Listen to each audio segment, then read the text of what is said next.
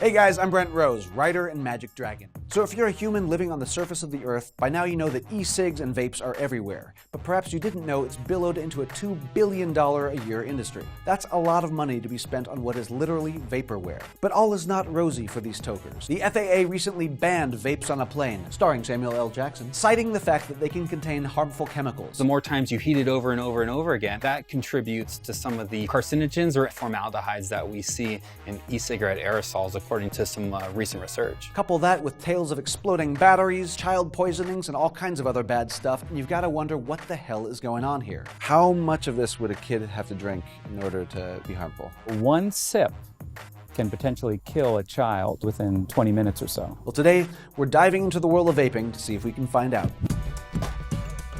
All right, so at the Vape Shop in LA, this is Ren. What's up? Ren, take me through some of the basic equipment here. So let's start with a starter kit. The vapor production you get from this is not too bad. Mid-tier, it's either one of these bad boys over here. This pushes more power than that device. So you have an option of putting a rebuildable atomizer. This is the Ruby mod. This is one of the most high-end ones out there. These ones are more for the real enthusiasts. It's more for flavor chasers. They just want like the purest possible flavor. You want to make sure it's evenly glowing on both sides, so you get that even vapor production. So you're like burning off the excess, the residue that's just the there? The residue that has been on the coil. Now we're gonna get this primed and ready. What goes into the hardware? The liquids that we have over here. We have fruity, desserty. We have adult flavors too. What are the adult flavors? Tobacco flavors, whiskey. You don't have anything like Grandpa's Fingers? No. Keeping it classy. The flavor that you have here is Fruit Loops flavor too. Fruit Loops? Yeah. That is a fruity O-shaped breakfast cereal, if ever I smoked one. So I know like a lot of vape shops have their own competitions. What are you guys looking for in a cloud competition? It depends on the judges, but mostly distance and density. So you gonna teach me how to blow like a really big cloud? Sure.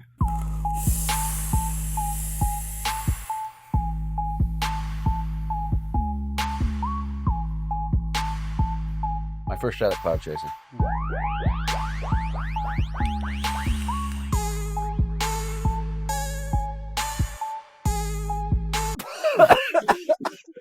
I think Ren solidly won that one. So should we move on to some tricks? This is Rich. He's a vaping trickster. We're gonna start off with the Ghost. Okay.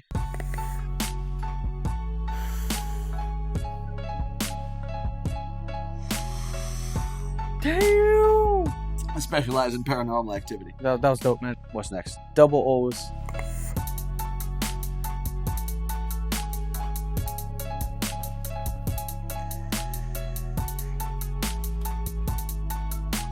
Hey, there's two. A little weak. So you get the concept though, which is good. What's next? We're gonna do the tornado. Go with your hand and just go up in motion. And you get it. Damn! Hit him with the, and then the ooh, and then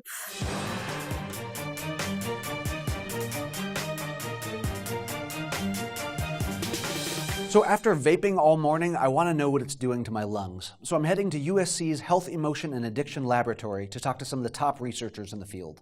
A lot of people say, you know, hey, this is vaping, it's not smoking. Right. What is the difference between vapor and smoke?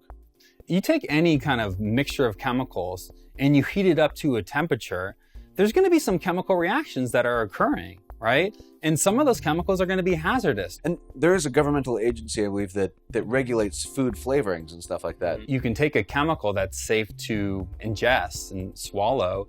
It may not be safe to inhale. I think one of the issues that's been raised is the substance that's been used to create a buttery consistency. So if you get like microwave popcorn, it's caused by this chemical diacetyl. That's safe to eat and swallow.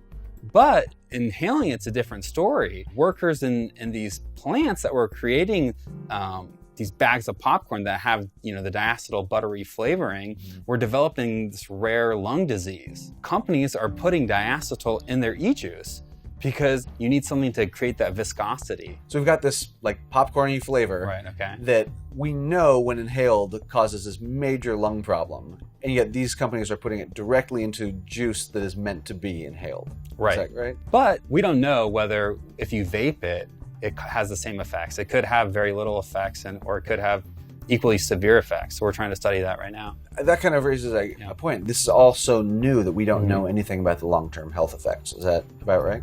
Exactly right. So I'd like to talk a little bit about what's in these various liquids. We know that nicotine is very toxic if ingested. We've got these little bottles here. They've got, fruity pictures on them. How much of this would it take to kill a kid? It might only be 1 or 2 milliliters. Now, a sip of your coffee that you take, or even a child's sip, is about 5 milliliters. So it would just take a sip to kill a kid, and yet we don't really have child-proofing on these. Why is that? That is one of the frustrating things about these products, because you can buy a lot of things, Tylenol, aspirin, Drano, and those all require packaging that is child resistant. Right. And when we're getting into these bigger custom rigs, what's the problem there? They're lithium-ion batteries. And what's happening is that people are maybe overcharging them, using improper chargers. In addition, they're carrying extra ones in their pocket. And if your phone's in there, if your key's in there, anything that has metal on metal contact can start a fire. So we've seen burns to legs, the groin region, but also these have exploded, for lack of a better word, when people have been having it close to their face. And we've seen bad burns to the face and to the neck region and the upper chest from these batteries exploding. So what did we learn here today? Listen, I used to smoke, and years later, after all the chemical dependencies have faded away, I still miss just playing with the smoke. So yeah, vaping today was really fun for me, but at the same time, my lungs feel absolutely trashed. They say it takes getting used to, but I'm positive my body does not want me to get used to that. So it's possible that it could be a healthier alternative to smoking cigarettes. But here's the scariest thing. Vaping is so new that we know nothing about the long-term health effects. Maybe it'll prove to be harmless, or maybe we'll see a sudden spike in lung cancer 20 years from now. We just don't know. But if we learned one thing that's beyond question, it's that you absolutely have to keep this stuff out of kids' reach, because even a small sip could kill one in 20 minutes flat. If you're making the choice to try vaping, you have to know what the potential consequences could be. Personally, I say hold off until we know more. But what do you think? Are you going to give vaping a shot?